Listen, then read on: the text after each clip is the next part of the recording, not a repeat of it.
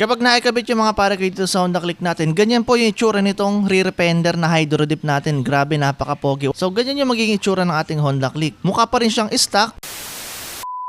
Ganito pala yung nangyari sa rear fender ko mga pare kayo, no? Hinydro dip ko kasi to, kaso nanilaw siya. Ganyan pala yung mangyayari kapag yung ginamit siya pang top coat is low quality. Hinydro dip ko kasi yung color block niya dati, as in kupas na, kaya kinulayan ko siya. Kaso ito naging ganito itsura niya, pangit pa rin, kaya tinanggal ko.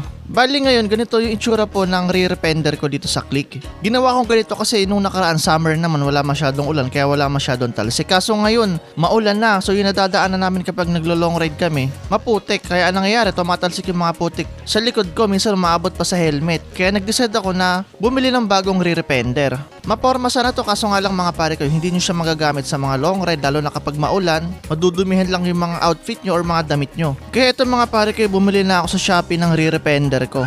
Mura lang to mga pare.